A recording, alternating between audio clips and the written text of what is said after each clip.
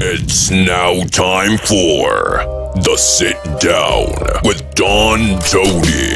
The Sit Down, where Don Tony talks one-on-one with his followers. What are you looking at? About the world of pro wrestling, pop culture, and so much more. The Sit Down with Don Tony. And now, your host, Don Tony.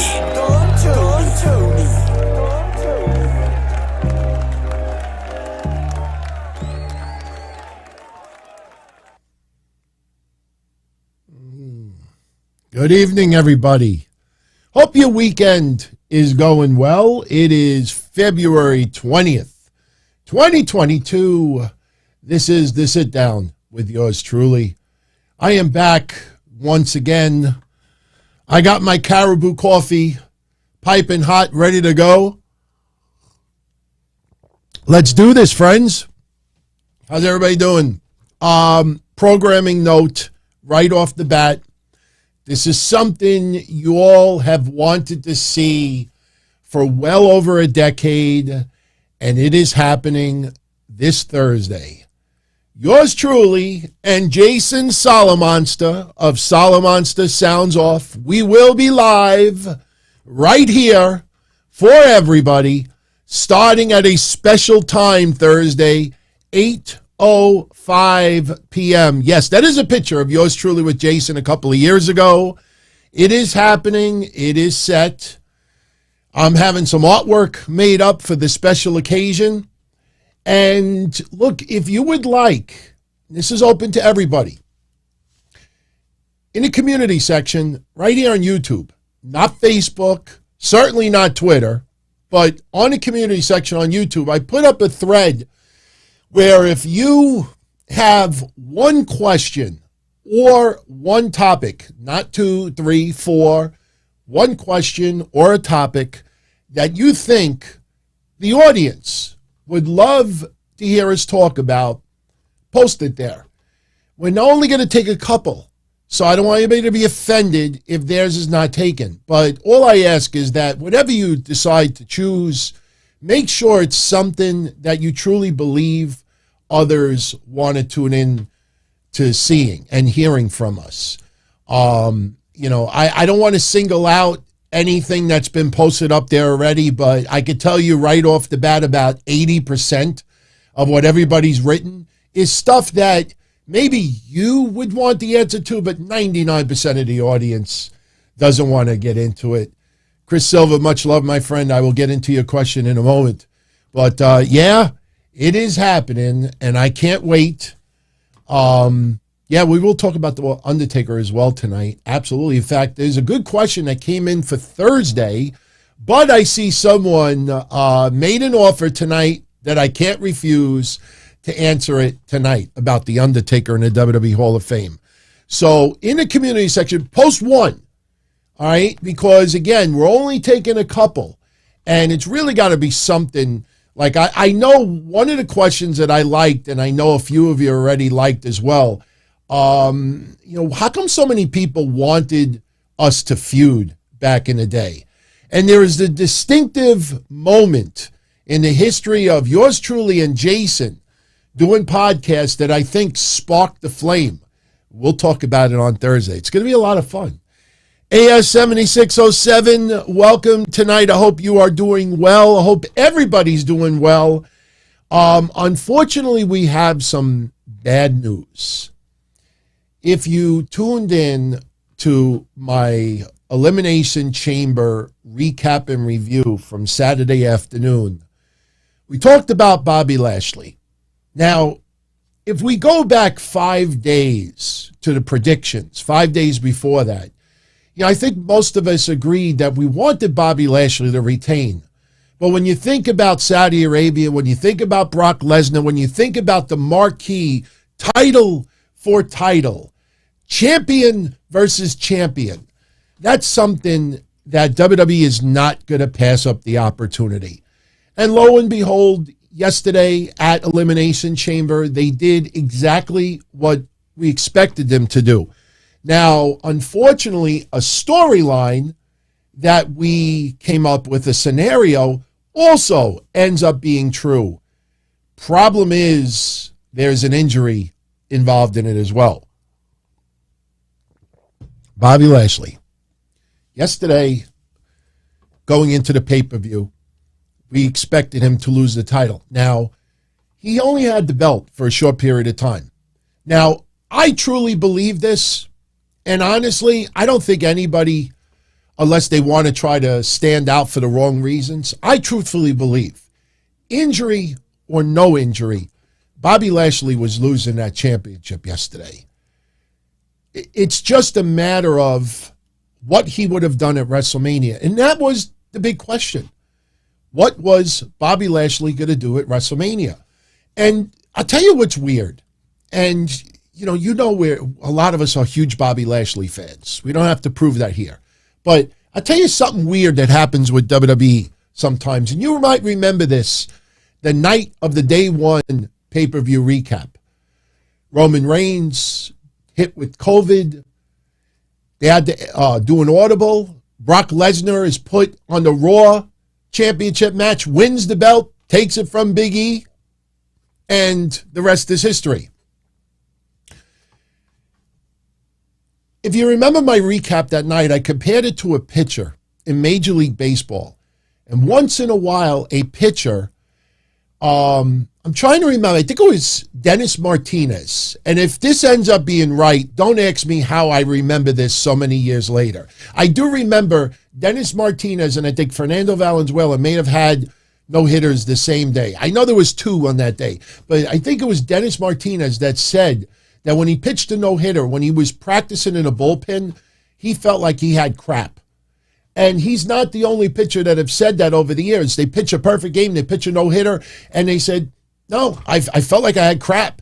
Sometimes when you least expect it is when you put on like your best performance. And with WWE, I know it's at the expense of Big E, but like I have been saying, I know it's a passionate comment to put on social media that'll get you a guaranteed 1,000 likes.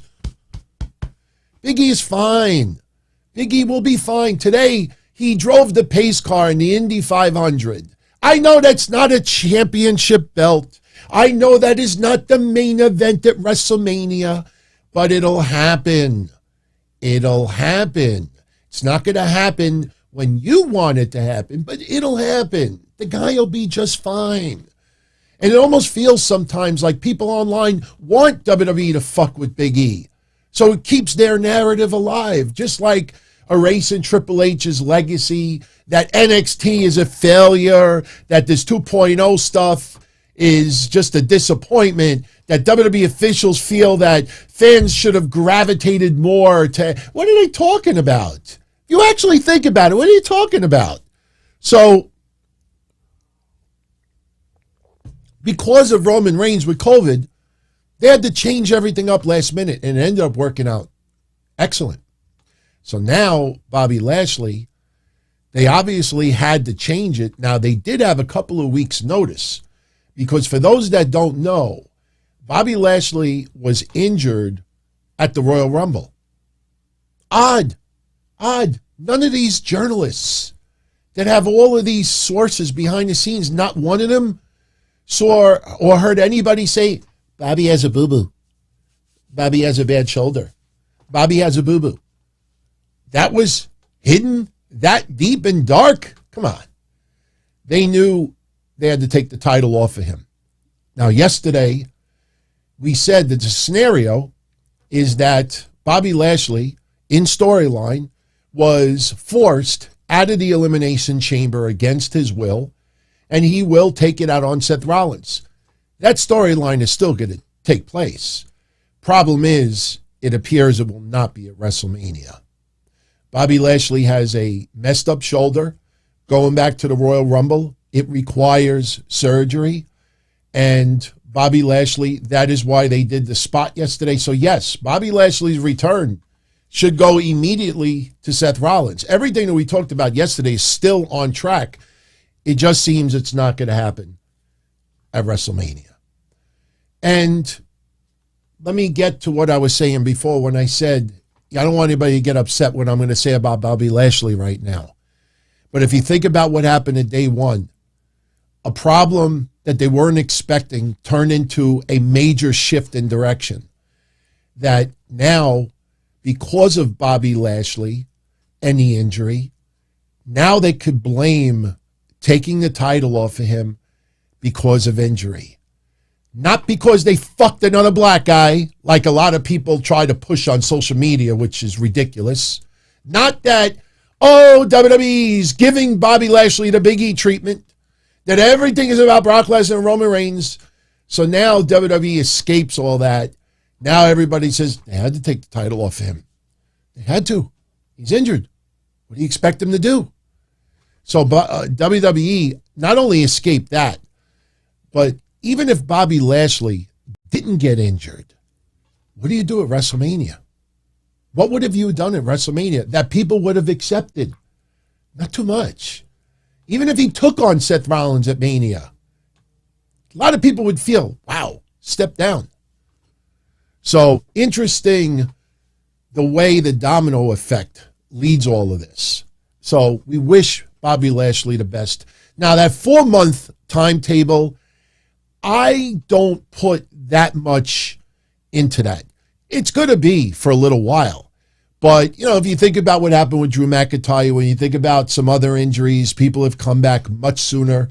The 4-month timetable is based on normal human beings, not somebody who is jacked to the moon and in incredible shape like Bobby Lashley. So all your aspirations of 3-way dances, it's not happening.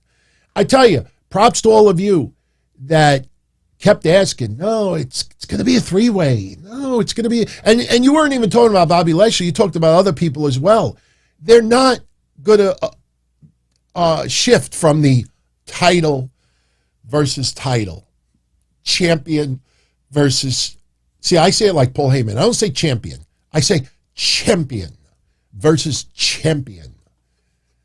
Look at the marquee. I think I even grabbed a screenshot of one of them. This is just one. They're not going to throw someone else in the middle. It's not happening. It's going to be one-on-one.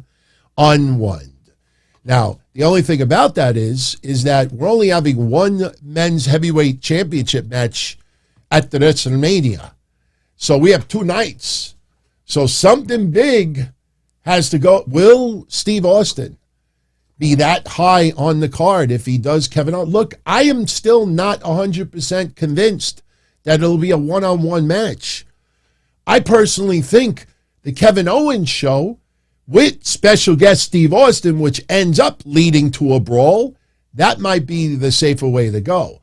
But, it doesn't look same on the marquee, though, because Steve Austin has been at plenty of WrestleManias in the last 19 years, didn't attract as much attention. But one thing is for certain. We definitely, without a doubt, should see some progression within the next week or two. Absolutely. I'll tell you another thing. Then we'll stick to the chat room tonight. Where does this leave Seth Rollins? Where does this leave Seth Rollins for WrestleMania? Do they still do something with Kevin? I have no idea. That is the wild card. If anybody out there has any great ideas as far as what you do with Seth Rollins at WrestleMania, share them. Post them in the comment section after, because right now, I'm kind of lost with that. And I know some people say maybe AJ Styles, maybe you do a 3-way with Damian Priest. The more I think about that, that might actually be good. Matt!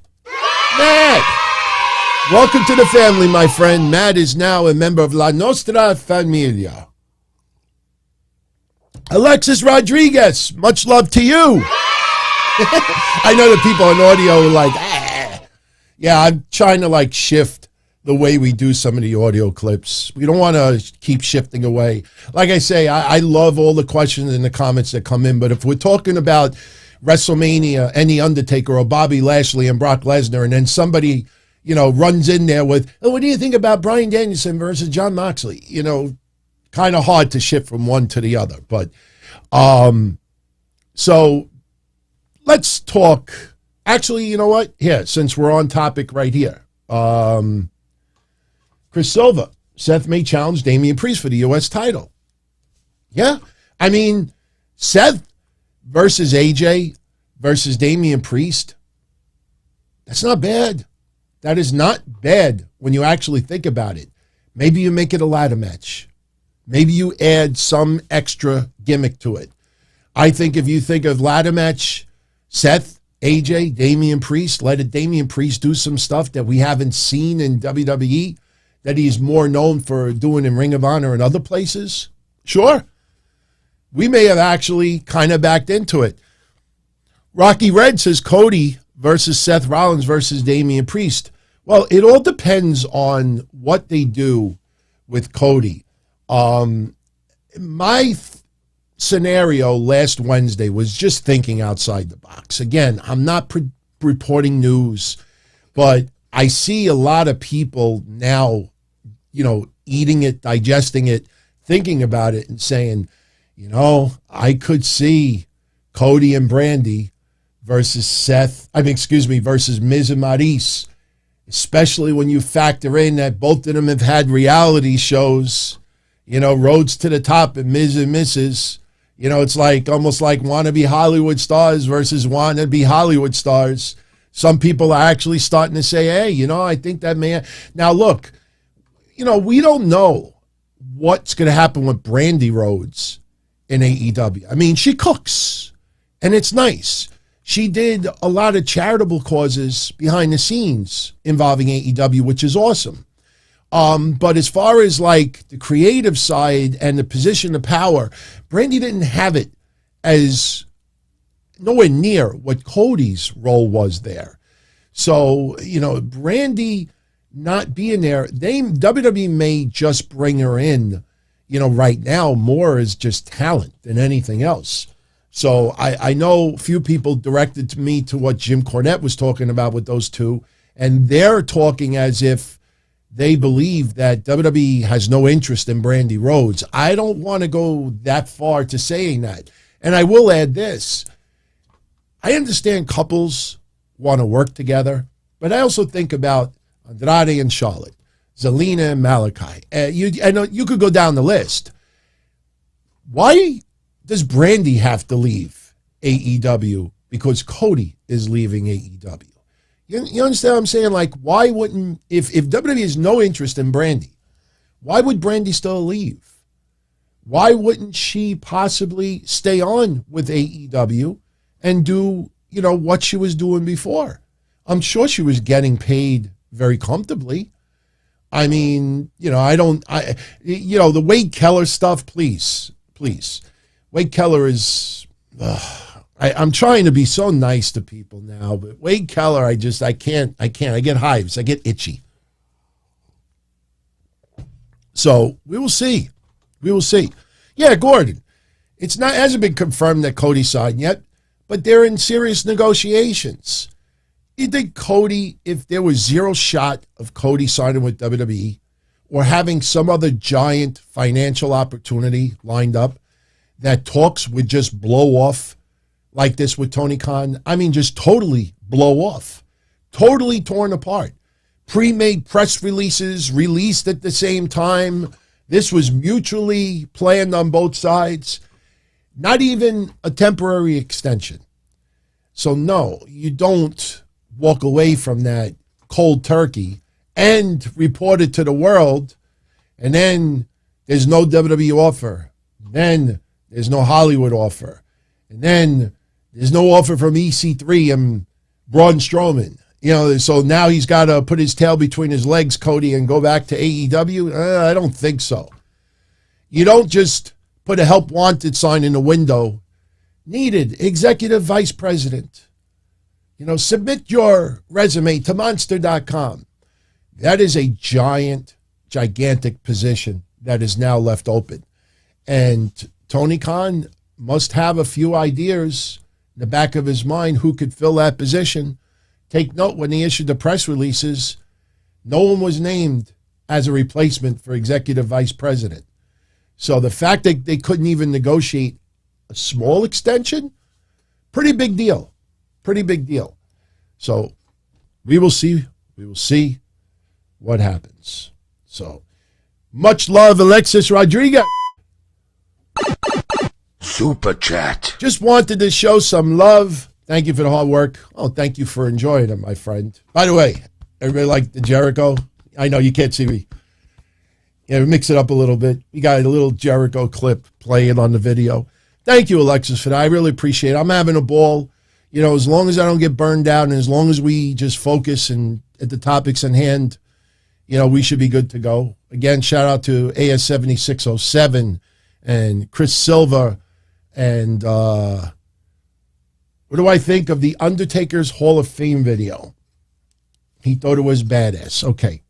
And I know we have Lissell with his offer I couldn't refuse, talking about the Undertaker in the Hall of Fame. Let's talk about the Undertaker in the Hall of Fame for a little bit.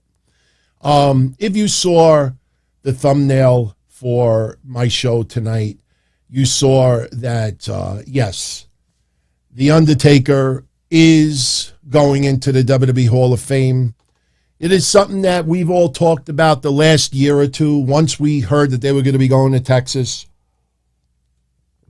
You know, the one thing over the years is, would the Undertaker accept the Hall of Fame induction? And, you know, you realize that Undertaker, you know, I know this is about a dozen years ago, but about a dozen years ago, I had said on my shows quite a bit that WWE is starting to domesticate the Undertaker. And at the time, a lot of people didn't understand what I meant by that. And little by little, you started to see the Undertaker appearing in commercials for outside ventures. Mark Calloway, talking normal, doing interviews, you know, just almost shedding a little bit of Undertaker aura. Everybody calls him Undertaker. Out of respect, you call him Taker, Undertaker. You know, I don't care if he's dressed in a zoot suit. You know, I don't care if he's dressed in his tighty-whities. You call him Undertaker. But still, as the years went by, he was humanized more. Oh my God, Undertaker is a regular human being like everybody else. For some people, they don't like his political affiliation. For some people, you know, he's a Texas, you know, resident, whatever they want to say. You know, Undertaker is a human being like all of us. But for us as wrestling fans, we think of the Phenom. We think of the larger-than-life, you know, monster. You know, just originally Kane the Undertaker. And that's how we always want to remember him. And as the years went by, and you started to see more of the human side of the Undertaker, and then after the match with AJ Styles, they did that special series. You know, the series was awesome, but it also was very sad because you realized that's it. That's it.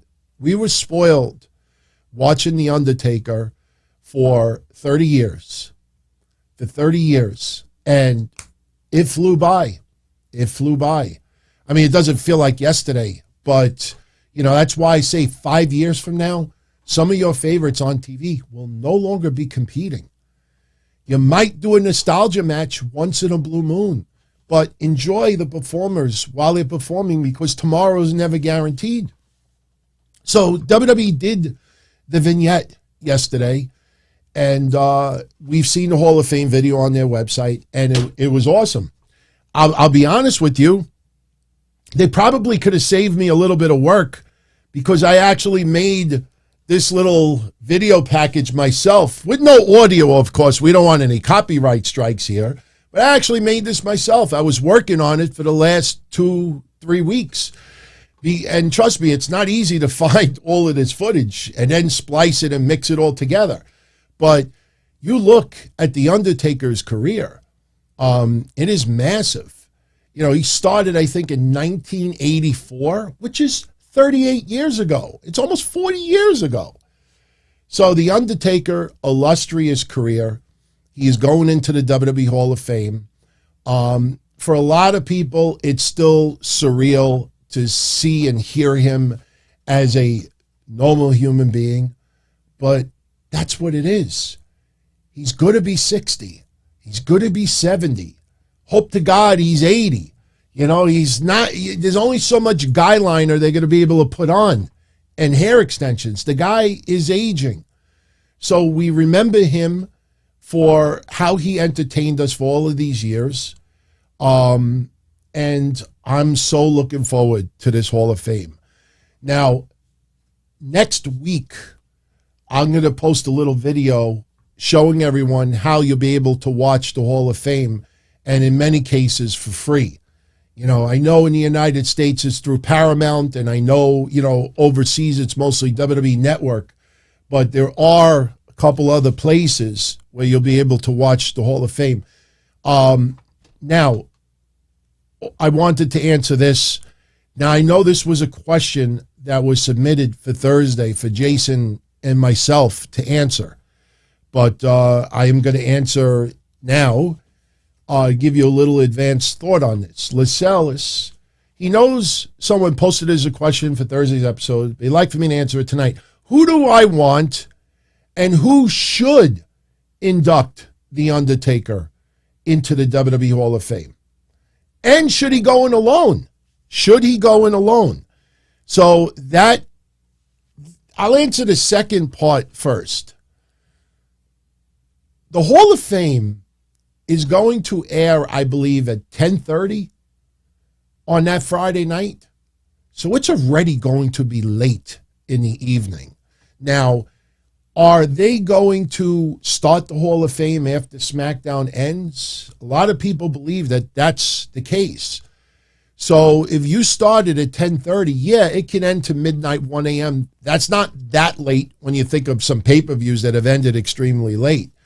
But do I think The Undertaker should go in alone? No, I really don't. See, in baseball, I think this year David Ortiz was the only one inducted into the Hall of Fame. And the reason why that happened, we don't need to get into any controversy with baseball, but a lot of that happened because of the fact that people didn't want Clemens in, people didn't want Barry Bonds in. Barry Bonds, in my Don West voice.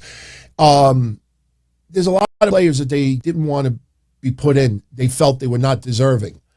There are so many people that are deserving to be in the WWE Hall of Fame that you don't pass up a year simply because the biggest character, and I have to say it that way because let's be honest, everyone. This is not trying to criticize The Undertaker, but has The Undertaker drawn the most money in the history of WWF and WWE? No. Hogan, Rock, Austin. I mean, Undertaker is right there in the top 5 or top 10 of the greatest WWE stars in history. But he is more of a character and a performer than a wrestler. When you think of technical wrestlers, I think it was Seth Rollins that said it last week. Wrestlers and sports entertainers is two totally different groups. And The Undertaker is more of a character. And The Undertaker, I don't believe you put him in alone. Now, you think about it, there are rumors from, Umaga to others that WWE may put in the Hall of Fame this year. Some of them were very good friends with The Undertaker. So I think it'd be pretty damn cool if some other inductees have a connection with The Undertaker. But no, I do not believe The Undertaker should go in alone. WWE could very well end up doing that. I personally think there are so many people deserving to go in the WWE Hall of Fame. He should not go in alone. He will be, obviously, the main person. I mean, everybody on the stage will step aside and he will have the grand entrance when he's announced at WrestleMania. But no, I don't believe he should go in alone. Now, who do I want put in to induct him and who do I think should induct him? Because that's two different things. Who I would want induct Undertaker is, and want is selfish. If I ask you, who do you want to see Undertaker being inducted by, to put him in? that is selfish. Who you prefer, who I prefer, for me is only one person, Vince McMahon. That relationship between Vince and Undertaker is special. It is a bond like no other. And I would love to see Vince McMahon induct. I want Vince in the Hall of Fame, but he won't accept it. I would love, as a selfish wrestling fan, I would love to have Vince McMahon go on that stage and do it. Without being a jerk, the way Vince talks right now, maybe I'm having second thoughts about that, because the way he talks is, he's not as sharp as he was even 5 years ago. Who do I think should put him in the Hall of Fame? I'll put it this way. I should have done this in the first place. There you go. It's on the screen. Who should induct Undertaker in the Hall of Fame? Now, BT Sport posted 4 choices.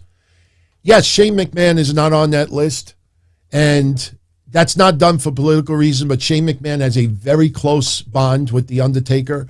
For any of you that don't know about that bond, go look it up. You'd be shockingly surprised how close Undertaker and Shane McMahon are. I would guarantee you that if WWE said to Undertaker, give us your top 3 choices to put you in, I would bet that Shane McMahon would be one of those 3.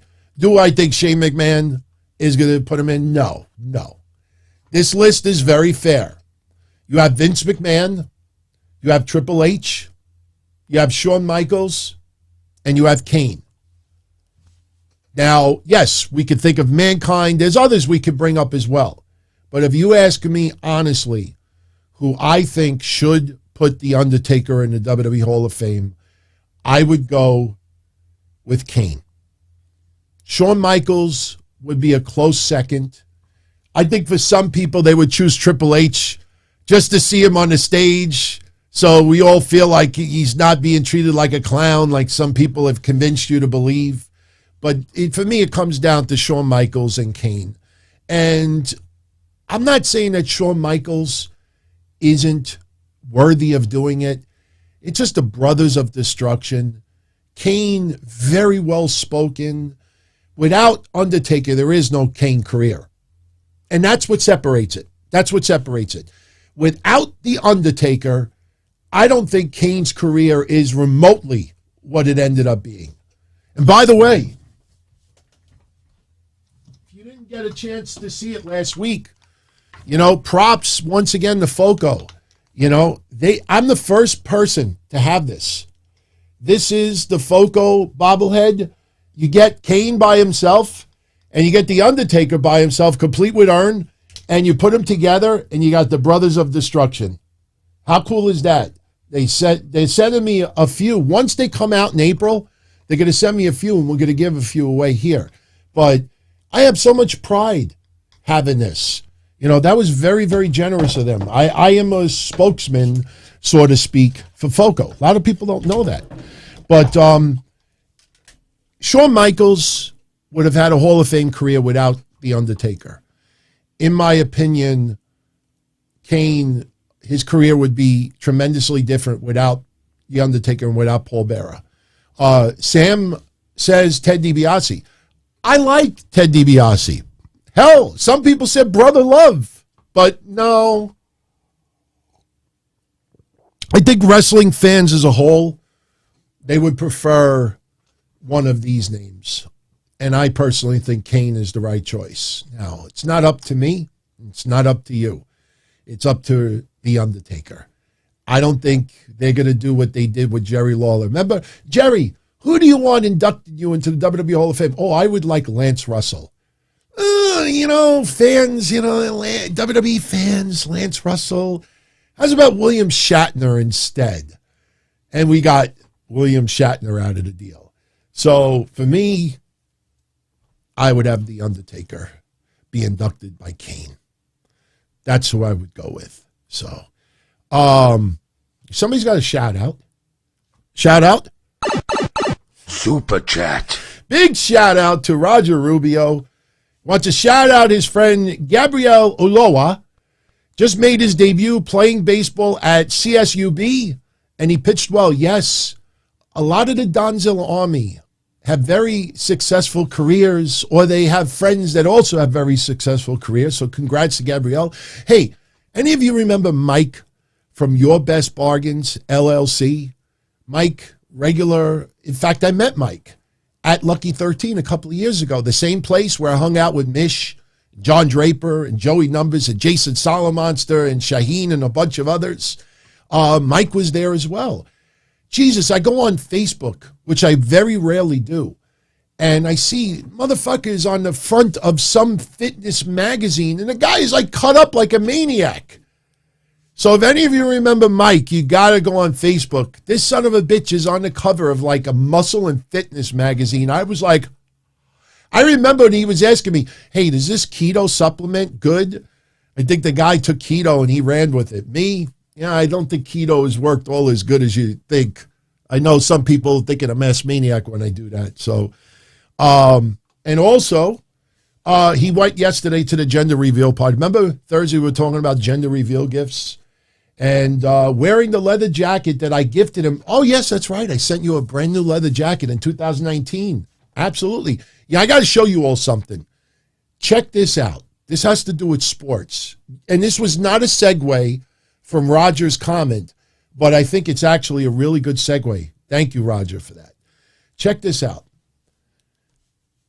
You have things laying around in your house that are just taking up space.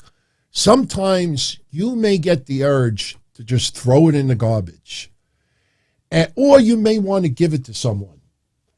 I was going through stuff today. I found this, okay? Found this. I used to have a big, movie display with DVDs and stuff, but now everything is digital. So little by little, I'm getting rid of my DVD collection. So I find this laying on my shelf. ESPN 30 for 30. 5th anniversary collection. Now, I'm only going to spend a few seconds on this, but I want to just bring up a point. I just want to show you something. I'm going to open this up. It's cool. It looks like a ticket stub. That's what it looks like opened up. If you notice, there's no fingerprints. And that's because I have never opened this. I've never opened. Look at the film guide. The film guide is still perfect. Never opened the book ever. The poster has never been opened. But this is... I trust me, you'll appreciate the story. This is the 30 for 30. You open it up, and it's got a nice catalog, and you look at the DVDs. They are perfect. I've never taken one out. There is 20 DVDs in this. Do you know, I went on Amazon today, just for the hell of it, to see what this was worth. And if it was less than $20, I was just going to throw it away. Or I was going to see if anybody wanted it online. On Amazon right now, this is $145 because they stopped making it a bunch of years ago. $145. That. $145. In my Don West voice. $145. Shit's going on eBay tomorrow. I'm not kidding. Think I'm lying? Go on Amazon. Just type it up. 30 for 30, 5th anniversary, $145. Just going to have to wipe off a little bit of the dust. So, yes, E60 was good also, man. I don't care if ESPN is a woke company. I just want to be entertained. I'm sure a lot of us out there, we just want to be entertained, I'm looking to see. I think I answered everybody's questions so far. So, chat room. If you have a question that you want me to discuss now, something that doesn't involve many brain cells being used, post a letter Q before your question. It's easier for me to view it. And then maybe if I want to put it on the screen, like something like this. You're the best, Don Tony. Put a letter Q before it. I want to shout out a special someone who has a nice YouTube channel here with 850,000 subscribers. He is taking me under his wing, and he is guiding me to take this channel for the next level. So you will see some subtle changes as the days go by. Oh, yeah, Chris Berman is absolutely the OG. Back. I used to do a good Chris Berman, but then again, I don't know. I think I was like 60 pounds heavier, so maybe I had more like on the vocal cords. Sam says Cody versus Randy Orton as the first feud. No, I don't think so, because they're still in the middle of doing everything with WrestleMania and Riddle. I tell you, Riddle in the chamber yesterday, we knew he had no shot. But you know, by next year or the year after, Riddle is going to have a major WrestleMania moment. That guy is a future WWE champion. And let me tell you something also. I watched some of Elimination Chamber again yesterday. And, you know, it sucks that a scary spot had to do it. But, man, you know, I found myself cheering again for Madcap Moss. And I had quite a few of you tell me that in the last 24 hours. That, you know, man, and I had no idea of Paul Heyman's comments. Paul Heyman thinks that he's a future main eventer. Paul Heyman went out of his way to talk about Madcap Moss very recently. So I am very curious to see where this goes with Madcap Moss, man.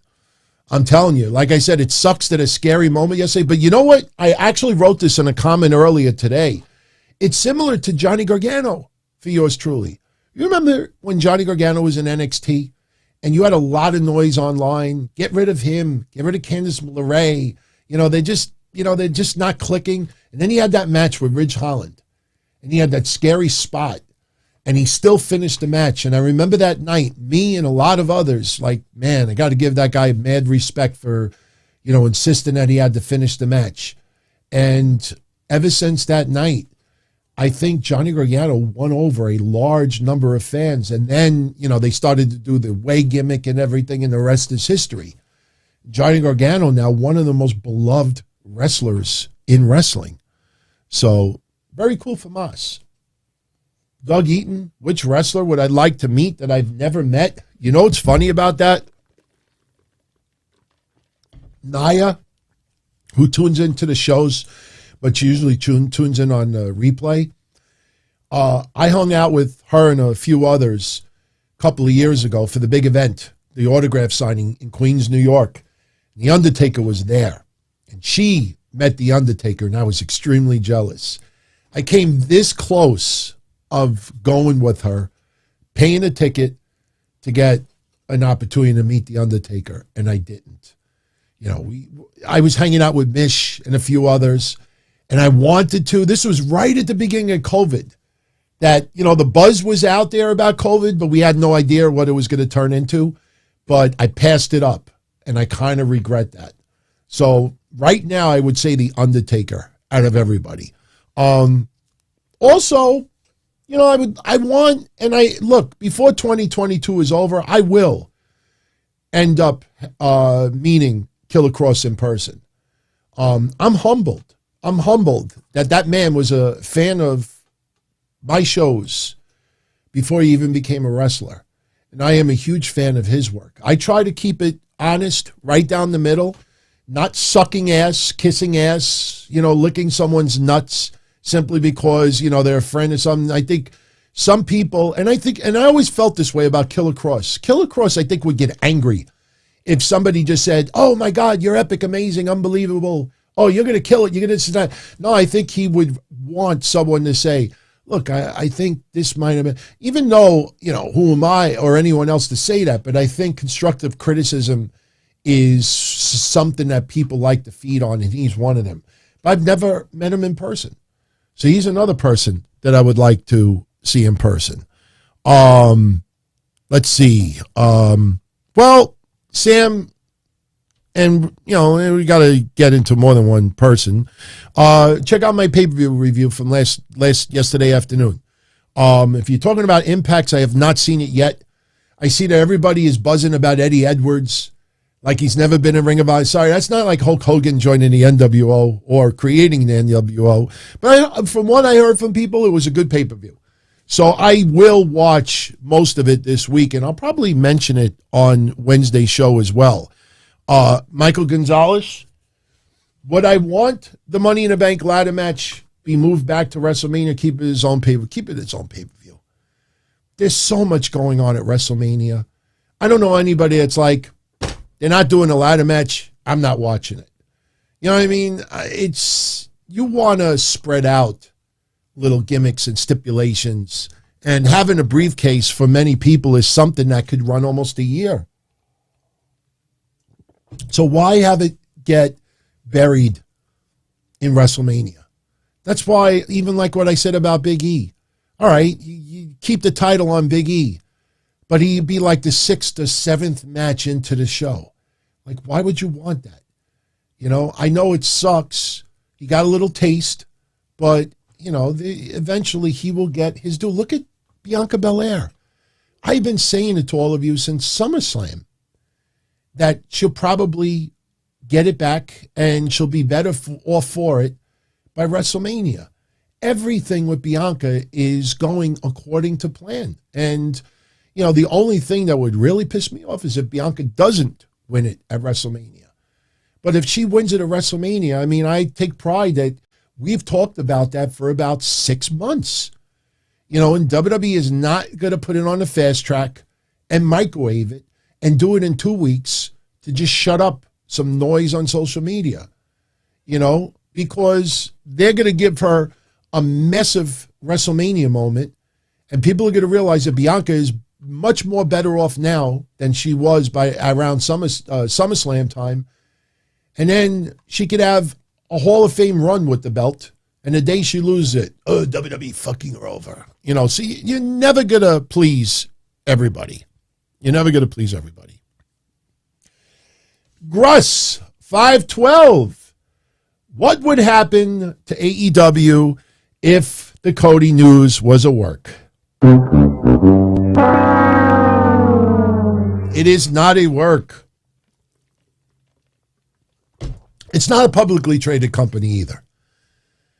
So if they were a publicly traded company and this was a work, you might have some prison time for some people because it would definitely affect the stock market. Imagine an executive vice president walks away from a publicly traded company and the stock falls. Like, what are they going to do? What are they going to do? And then you buy the stock at a much lower price, and then that person decides to come back. Or if it's an entertainment company, oh, no, it was just a storyline. Oh, no, this is not a work. I mean, I'm not taking credit for this, but on this channel, we've been talking about it for well over a year, the reality of the AEW contracts. And obviously, Cody's contract is a lot more complex than talent. But, you know, when you look at some of the wrestlers that aren't even being used, they get a tiny, tiny, tiny little base pay. Then if they work a show, even if it's Darker Elevation, they get a little extra money out of it.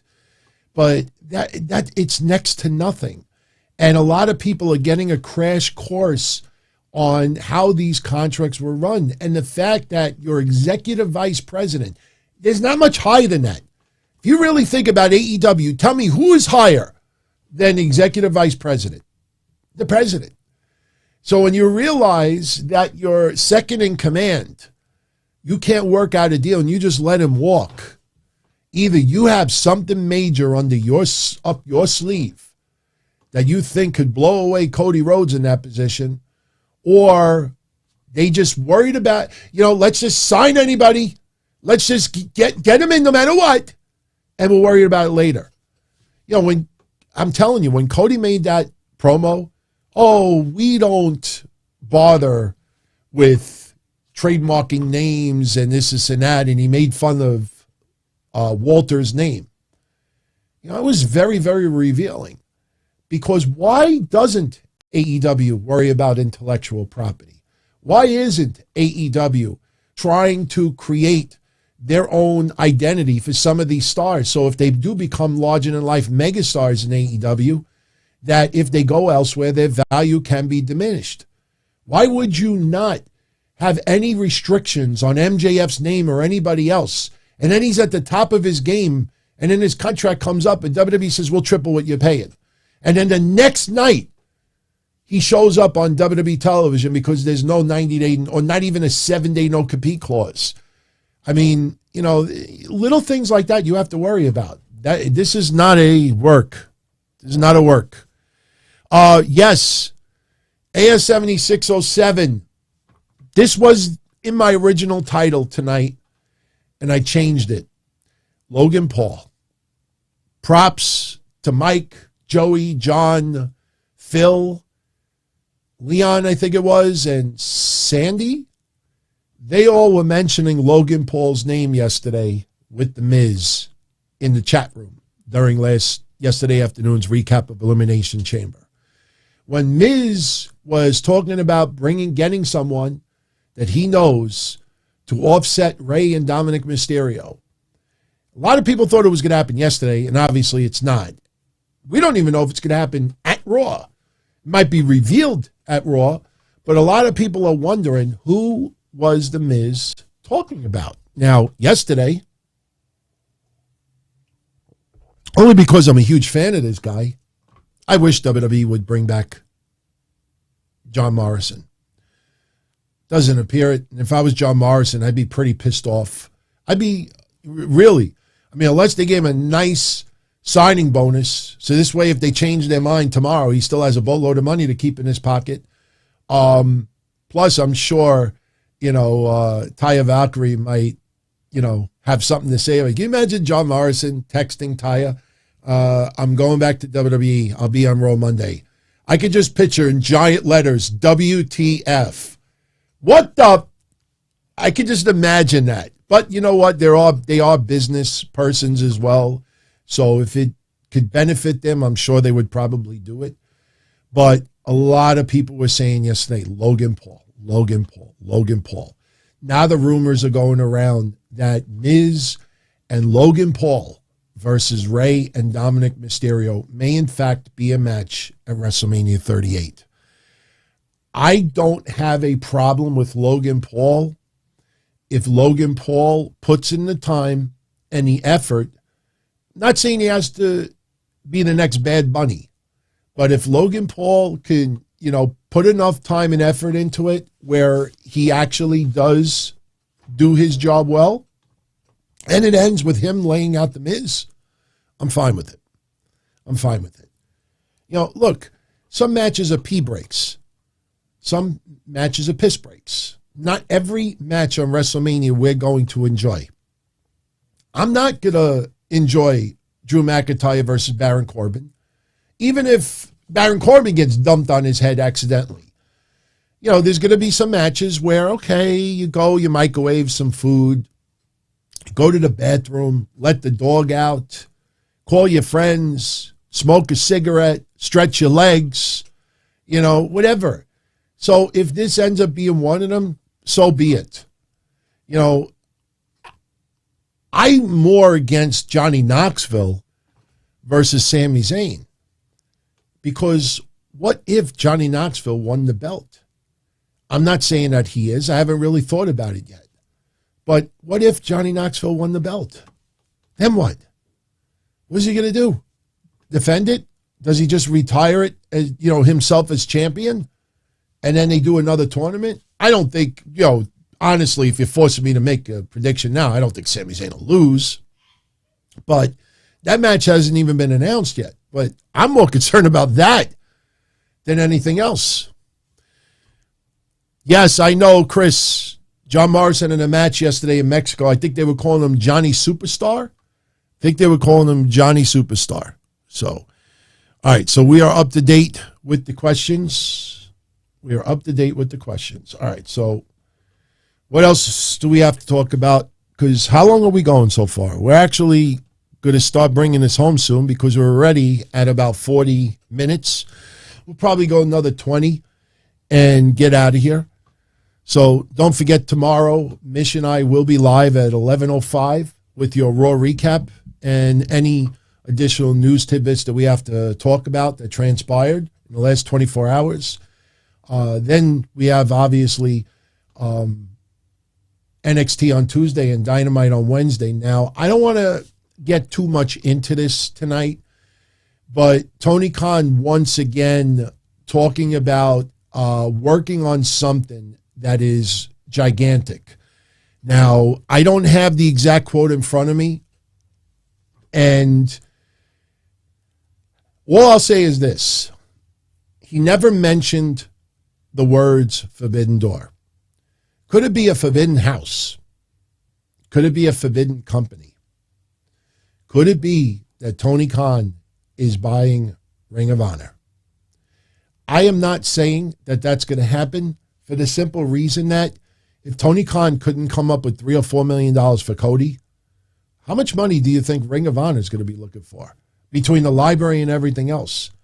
Unless he buys part ownership of Ring of Honor. Maybe he buys 49% of the company.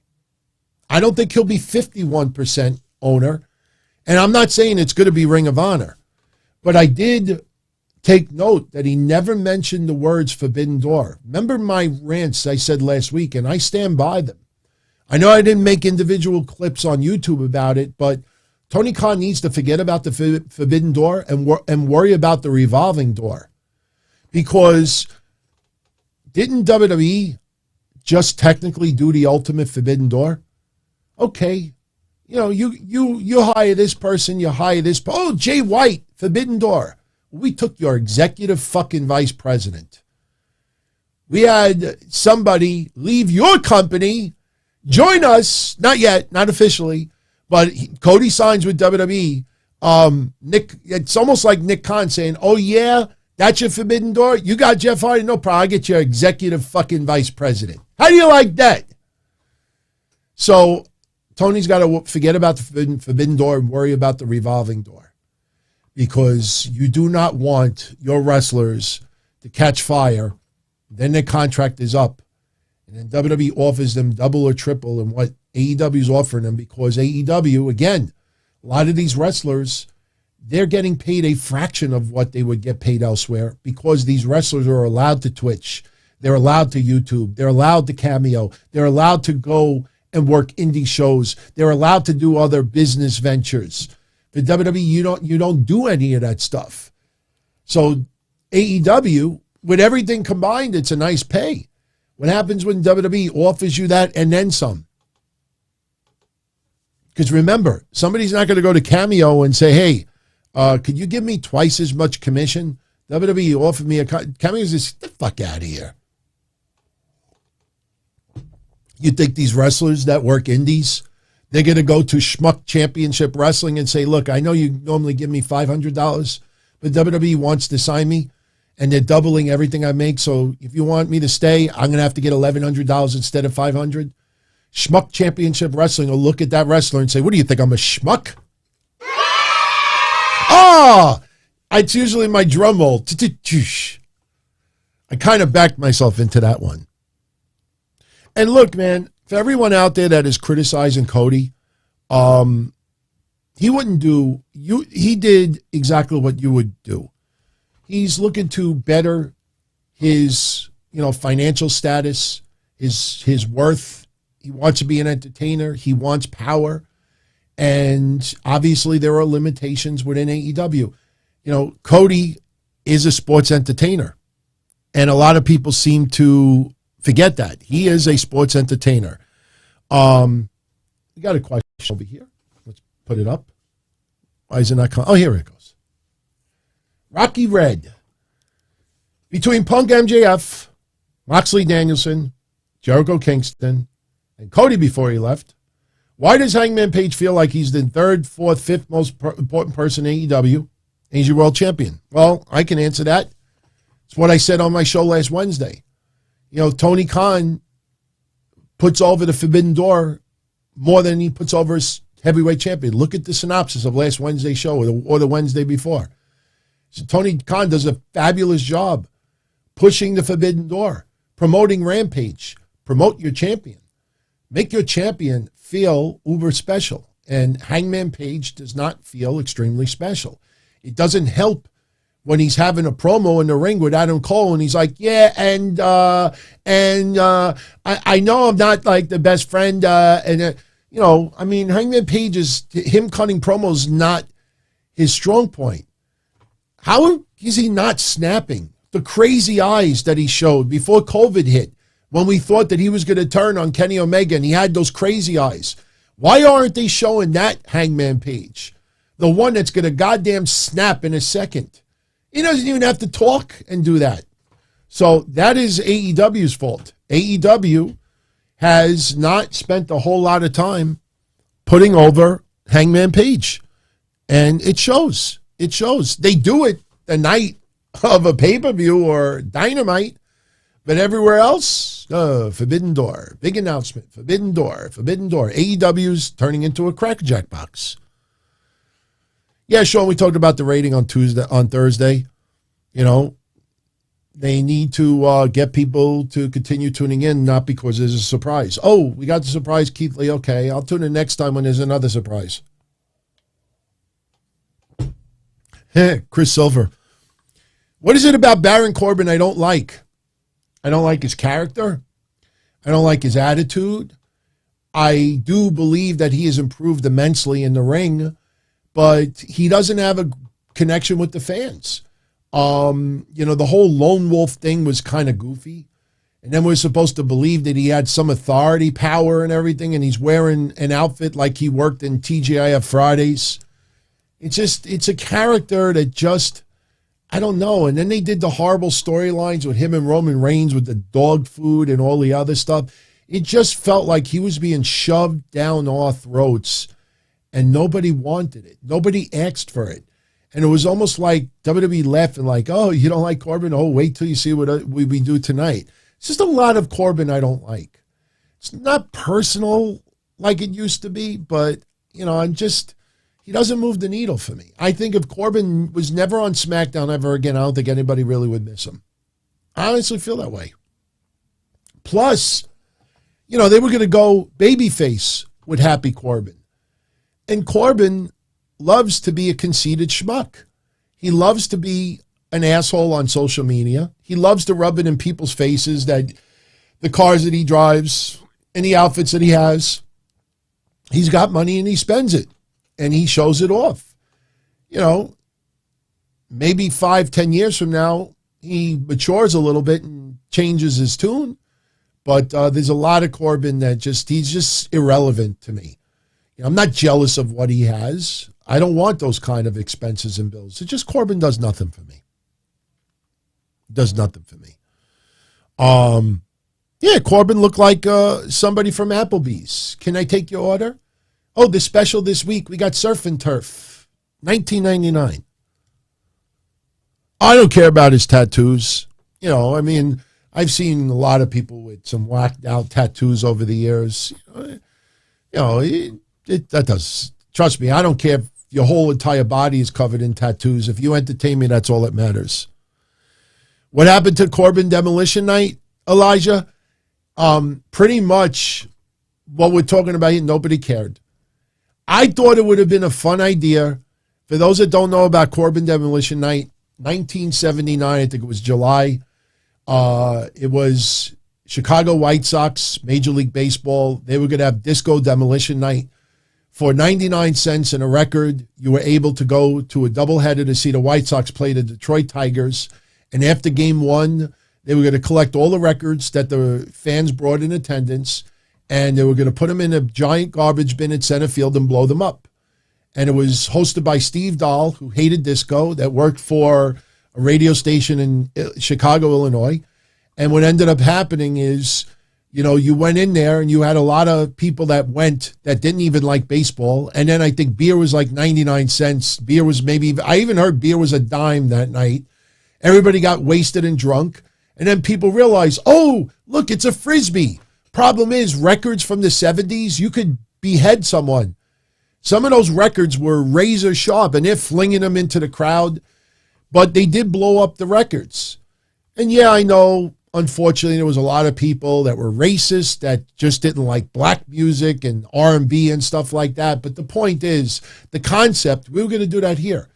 I was going to get a whole bunch of Baron Corbin trading cards, and I was going to go either behind my house or go to the park, quarter of a mile away, you know, and I was going to throw an M80 inside a bucket, and I was going to blow them all up, and I was going to air it on the show. And the problem is, we put the P.O. Box address up there if anybody wanted to send some Corbin cards, because we need a lot of Corbin cards. You don't want to blow up 10 cards. I got about maybe 15 cards. And I was like, what am I going to do? I'm not going to go on eBay and buy every Baron Corbin card and spend money like that just so we could blow them up. Nobody gave a shit. So it never happened. It never happened. So, Rockstar Wolf, we are definitely getting a baseball season this year. It will happen. They are negotiating a few details right now, and it's taking a little bit longer. But because COVID is getting better and better each and every day, that they're taking their time with this. And within a few weeks, we will have some excellent news about baseball. It'll be back. So let's see.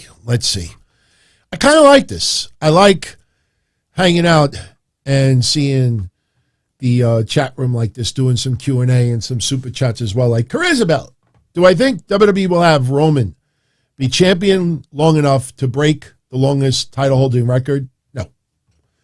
As of right now, I think Brock Lesnar will beat Roman Reigns at WrestleMania.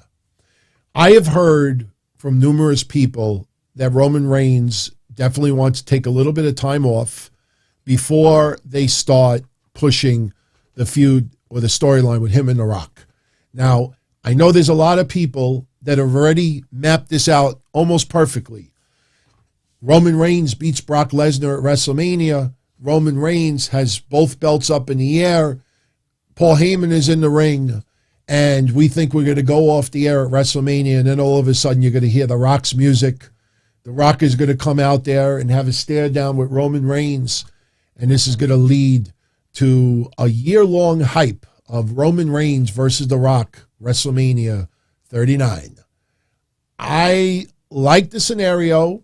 It's what we've talked about in the last couple of weeks, announcing in advance.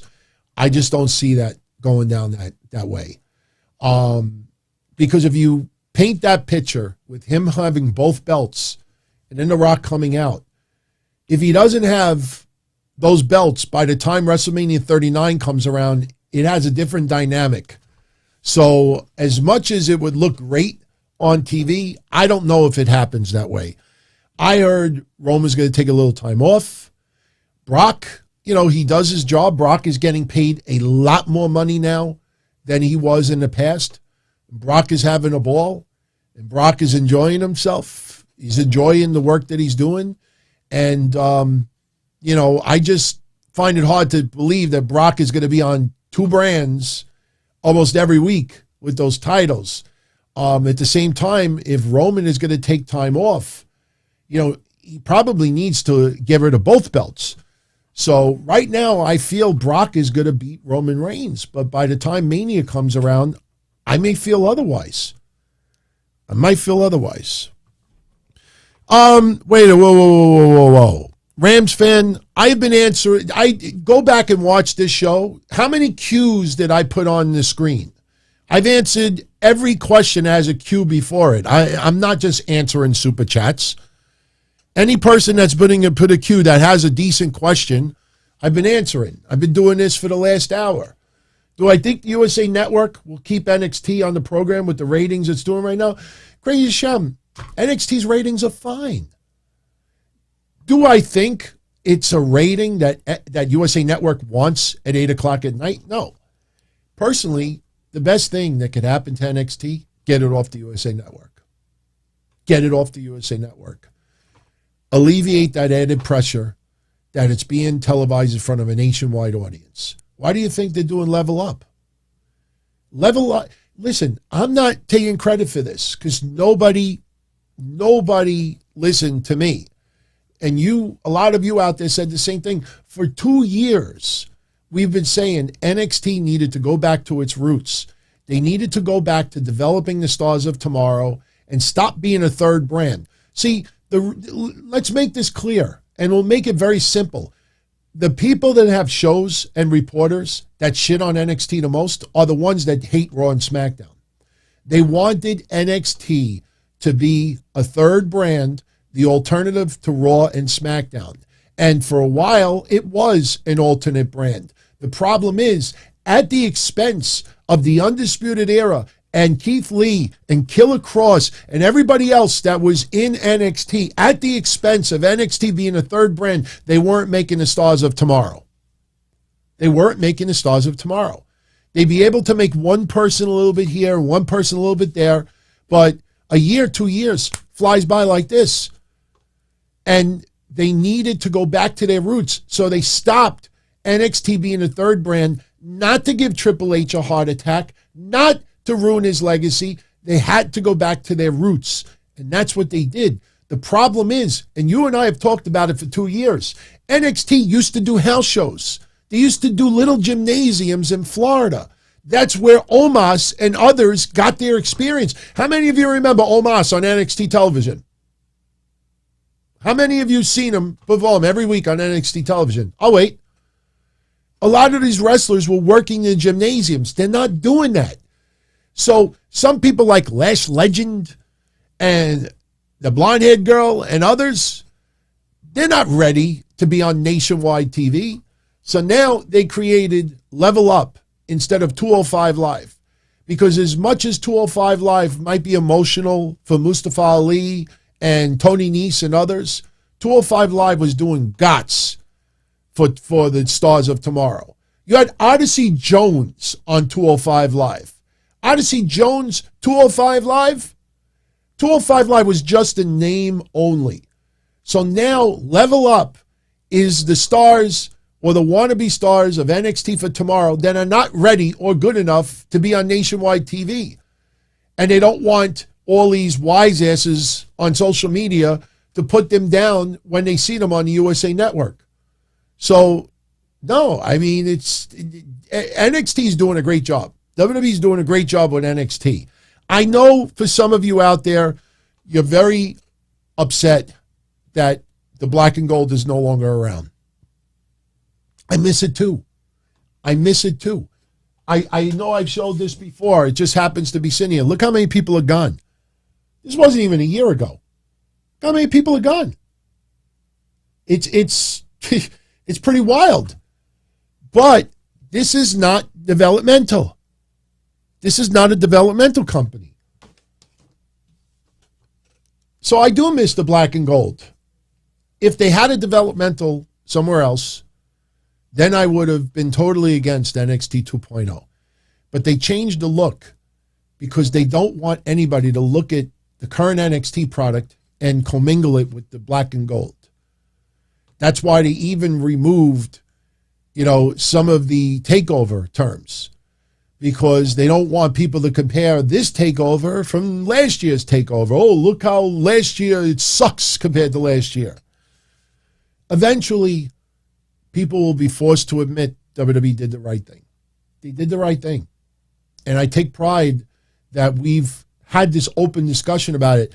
I'm not saying that anybody out there tuning in was wrong. All I'm saying is we had an open discussion about it. A lot of other places, 99% of that noise was WWE is killing NXT. WWE is killing Triple H's legacy. WWE is totally ripping things and just tearing it apart. No, they're going back to their roots. Think of NXT before the Four Horsewomen came around. I mean, nothing wrong with it.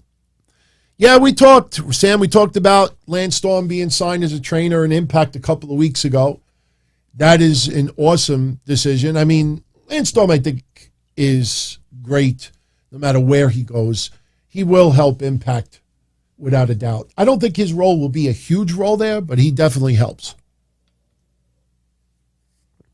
By the way, does anybody agree with me that the only reason why Jay White was on Rampage was almost like an advertisement so you could watch him compete on Impact's pay-per-view? Anybody notice that? Kind of felt that way.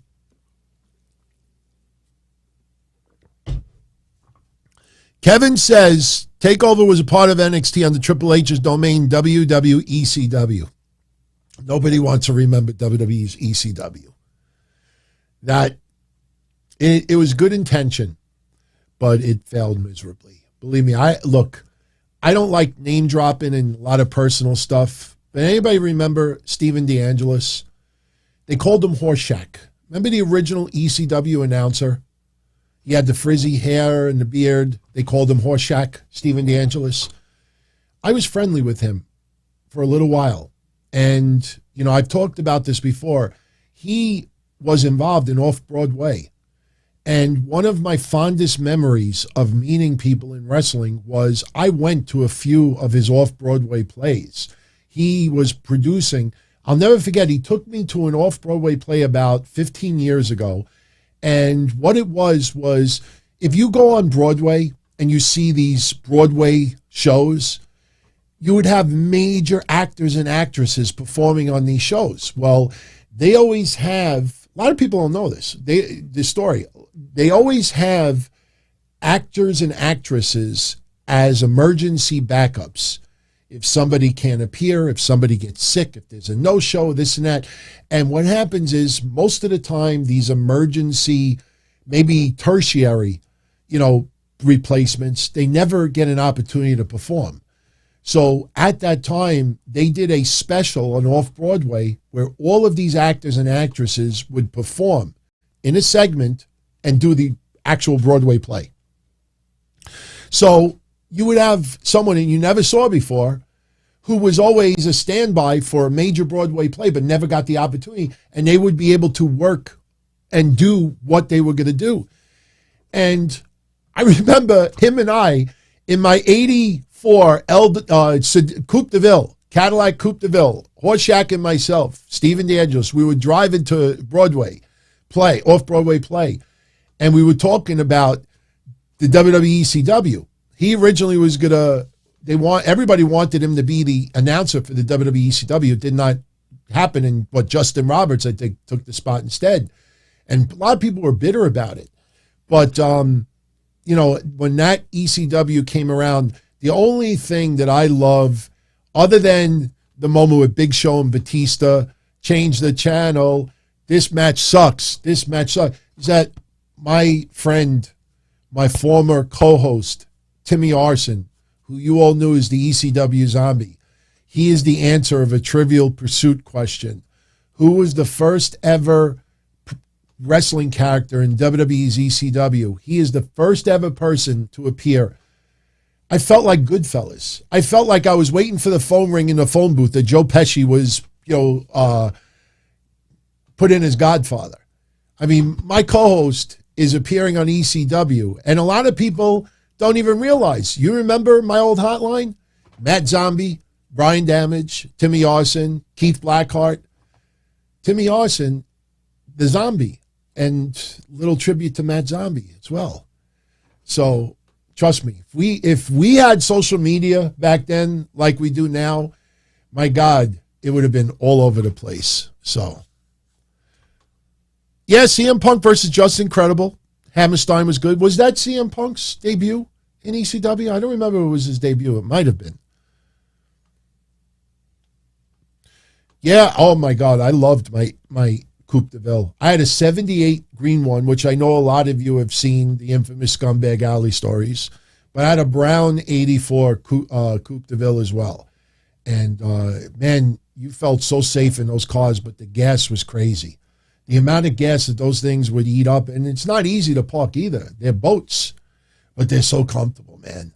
Seriously, you could be in the back seat with like three other women, and you'd have room to like stretch your legs and like have a couple of drinks.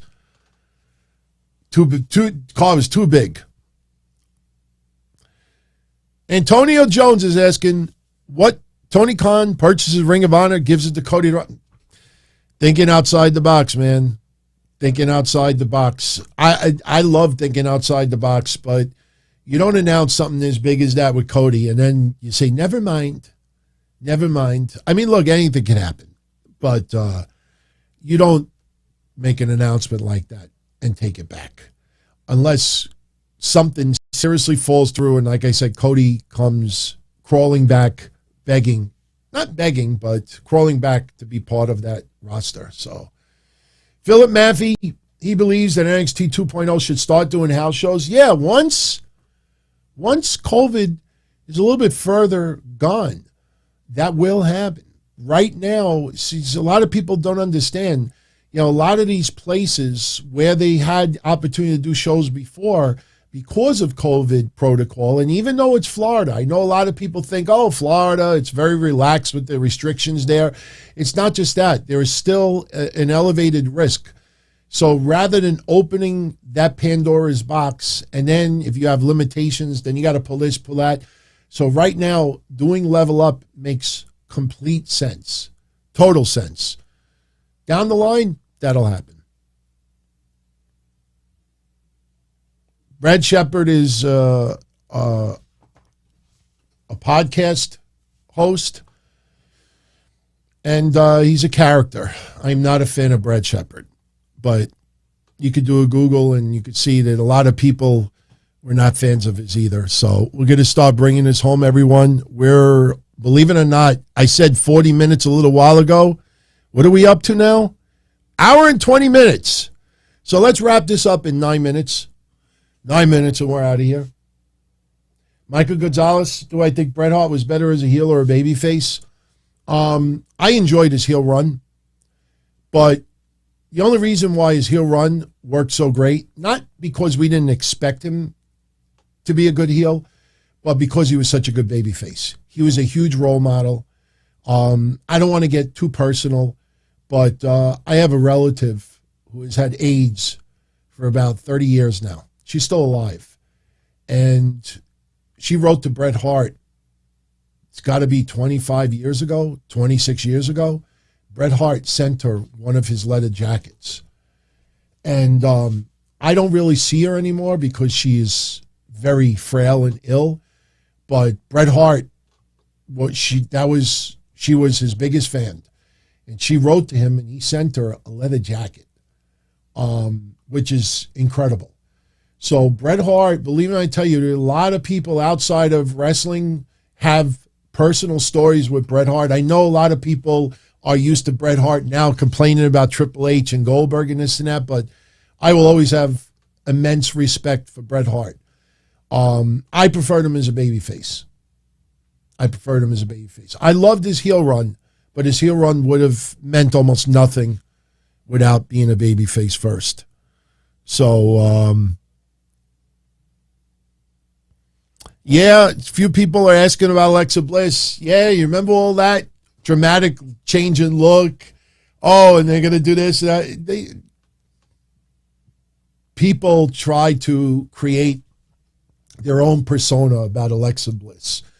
Of course, if she's more relaxed and calm, she's not going to have the black eyes and the dark makeup. That's just common sense. So, but you don't see much of a difference in her look. And why would you kill a Lily character if you can make money off of merchandise? I mean, I even got a bunch of Lily dolls. If it makes money, you keep it. So, yeah, a lot of people ended up be extremely wrong with Alexa Bliss's look. And it's good. No need to really change that. There's really no need to change that. So, Gruss is asking, do I think AEW is growing too fast? No. I think just AEW needs to stop with the surprises. I mean, we all like surprises. I brought this up last week, from cereal boxes to Cracker Jacks to opening up packs of cards. Oh my God, an insert. Oh my God, an autograph. Oh my God, this and that. We all like surprises. It's like Christmas. You get a whole bunch of presents. Oh, what present is AEW going to leave under the tree for me this week? They need to pull back, and they need to realize that everybody tuning in is because they're into their storylines, they're into their roster, and they don't need to keep teasing new people coming in and surprises, in that rush. It almost feels like a drug. It's almost like Tony Khan needs that hit. He needs that hit. Surprise, surprise, surprise. He needs that influx, that surge of social media posts. Thank you, Tony. Tony. Thank you, Tony. Forbidden Door, Tony. It's almost like a drug. And I know some people think I'm nuts, but believe me, if you've paid attention to what I've been saying for a year and a half, it's spot on. And there's a lot of people out there that won't admit that because, they want the rub. you never had a promoter like Tony Khan that is that sociable online with fans, and that's a good thing. But on the opposite side, that's when you get ass kissers, you get two-faced people, and you get some very, very, very biased people. And trust me, Tony loves all of that, but Tony himself realizes there are a lot of whack jobs out there that are just way too over the top of their bias to AEW, and I don't think that's a turn on to him. Because take notice how no one there gives these people any hand jobs. Do you ever see any of these people giving these whack bias people hand jobs in return? I'm not talking about physical hand jobs. I'm talking about little blurbs, mentions. They do it for Meltzer and Pro Wrestling Illustrated, and a couple of blue check marks, but that's it. Everyone else, they're like, I've spent 2 years telling everybody you're the greatest thing. You're even better than sex. And they still, trust me, you like Roman Reigns yesterday, Kingdom of Saudi, acknowledge me. You don't think every Wednesday, all those people online, anybody in AEW, acknowledge me. Please, please, please, please acknowledge me. Steph, with her daily Sonya Deville love. Did I know Mandy Rose, Sonya Deville, and Liv Morgan are close friends outside in real life? Oh, yeah. Especially, I want some of the freaking donuts. I want the donuts. Sonya, time to sell the donuts. If anybody out there doesn't know what I'm talking about, just Google it. I got to try their donuts.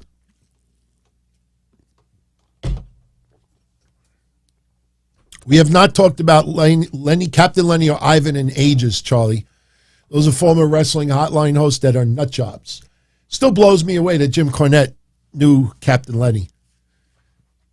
Freaking guy tried to sue me. Freaking guy started masturbating on telephone, which I aired on one of my Thursday shows recently. Guy took baths with dogs. Guy went to bathhouses and had orgy farfredos. And everybody in wrestling knows him. I'm like, oh my God. And he's still alive. God bless him.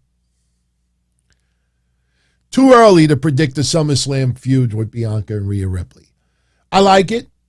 They have a long... Listen, before everything is said and done, Rhea and Bianca, people will compare it to Sasha and Bayley. Captain Ivan was the one who harassed Daffney at that time. If it wasn't for Captain Ivan, I wouldn't have become friends with Daffney. I showed you that paper when we were paying tribute to her, that she sent me a card and a paper. She's like, thank you for taking care of that problem with that guy for me. It's creepy, man. Some people really don't mean any harm. And Captain Ivan, looking back on, he didn't mean any harm. There was no upset. But the problem is, you creep somebody out like that, especially Daffney was married at the time. She was married to, the guitarist and Fozzy. And you know what it's like when she's calling me up? She says, this guy's calling my house. My husband's going to kill him. And then I told him, I'm like, don't call her. She's upset. And he's like, oh, I'm so sorry. And he calls her to apologize. Dick. And he almost got my ass kicked from Nicole Bass, God rest his soul. Same guy, harassed Nicole Bass.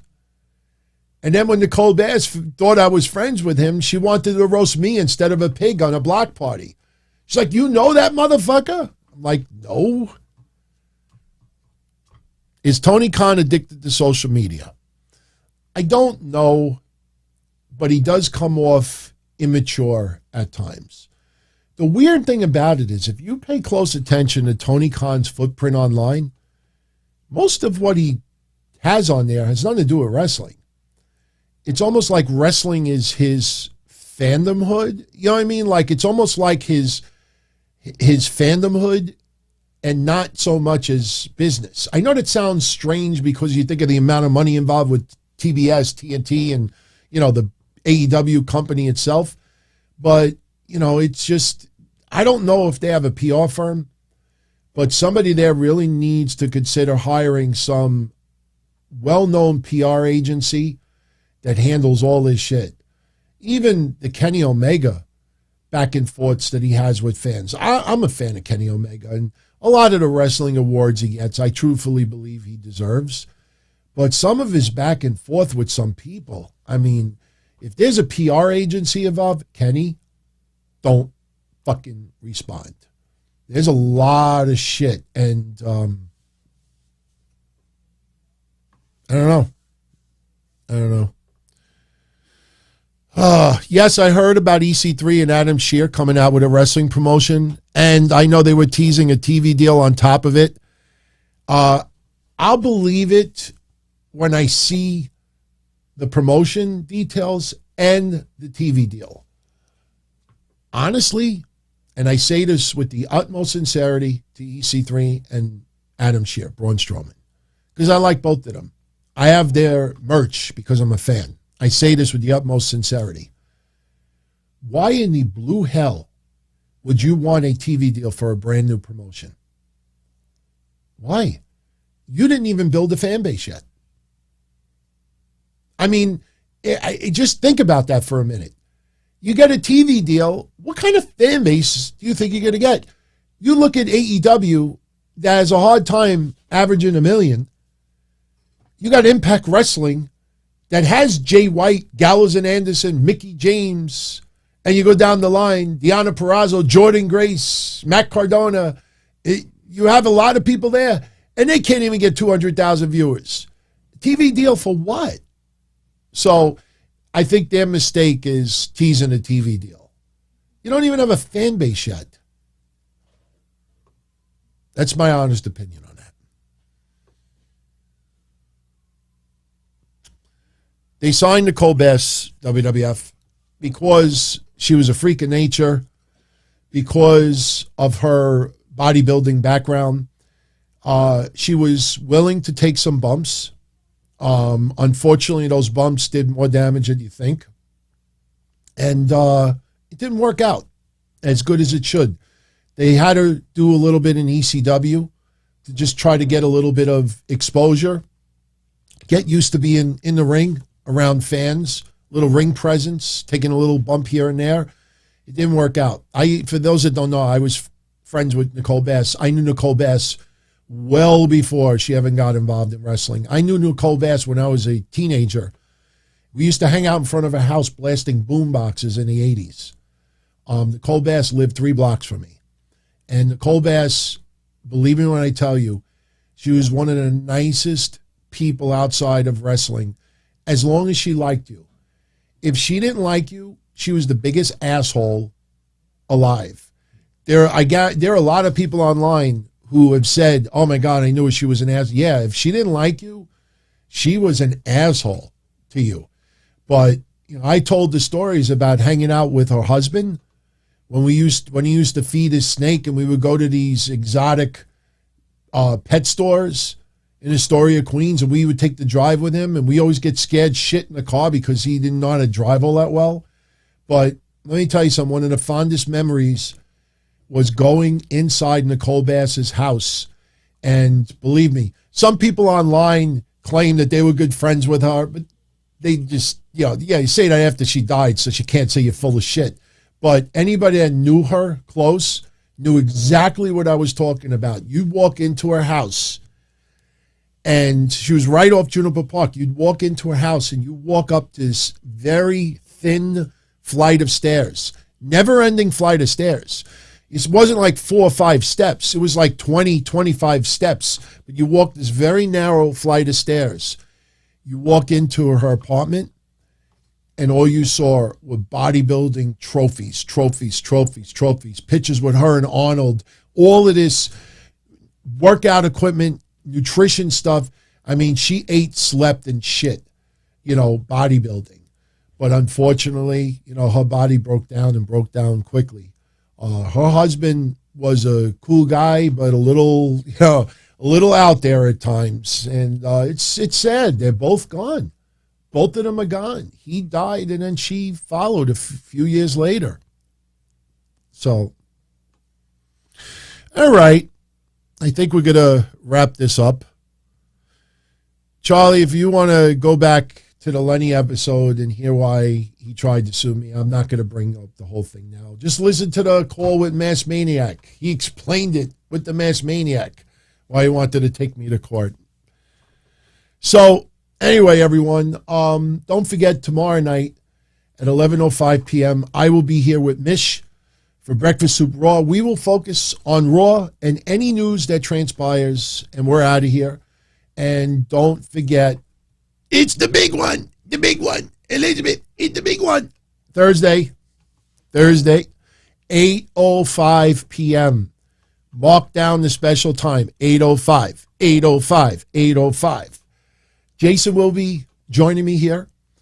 We will be having casual conversation just like this. We're going to take a couple of advanced questions. They've been sent in advance, but like I said, it's only going to be a handful, and it's got to be something that the masses really want to hear us talk about. So join us live on Thursday. That's the opportunity, and it's going to be an interesting show. I mean, this is something that a lot of you have wanted to see go down for well over a decade, and you're finally getting it. And there's no doubt it's going to be a great show. We're going to have fun conversations. I know a lot of my viewpoints differ with Jason's. I'm sure we'll have some fun debates on some topics, and I hope you all enjoy it. If that goes well, expect me to have other guests on, and who knows, maybe Jason will come on for a repeat appearance. So, Sanford and Son reference. It's sad that so many people wouldn't know that, right? But it's understandable. So, I'm looking at some of the last-minute questions, and you guys are funny, man. People on the replay will get a kick out of some of these questions. So, much love, everybody. Much love. Have a great night, what's left of it. Tomorrow's President's Day, I believe. I'm actually off. I have 2 doctor's appointments tomorrow, but, I'm going to be taking off tomorrow, so I get to sleep a little bit late. But I hope you all join me tomorrow night, 11:05 p.m. And I thank you, as always, for your support. Much love, and we'll do this again soon. Good night, everybody. As far back as I can remember, I always wanted to be a podcaster. For me to live any other way was nuts. To me, those goody-good people who worked shitty jobs for bum paychecks and took the subway to work every day and worried about their bills were dead. I mean, they were suckers. They had no balls. If I wanted something, I just took it. I ran everything. I paid the bills. I paid the host. I even paid the masked maniac. Everybody had their hands out. Everything was for the taking. We always called each other good fellas. You would always hear from somebody. You're gonna like Don Tony. He's all right. He's a good fella. He's one of us. But if you're part of my crew, nobody ever tells you they're gonna get rid of you. It doesn't happen that way. There weren't any arguments or curses like in the movies. See, your haters come with smiles. They come as your friends, the people who've claimed they care the most for your life. And now that's all over. And that's the best part. Today everything is different. There's lots of action. I don't have to wait around for everything like everyone else. Oh, I didn't get the vaccine? Fuck you, vaccine me. Oh, your delivery guy has COVID? Fuck you, feed me. Right after I moved here, I ordered egg noodles and ketchup, and I got spaghetti with meat sauce. I'm no longer an average nobody, while they get to live the rest of their lives like a bunch of schnooks.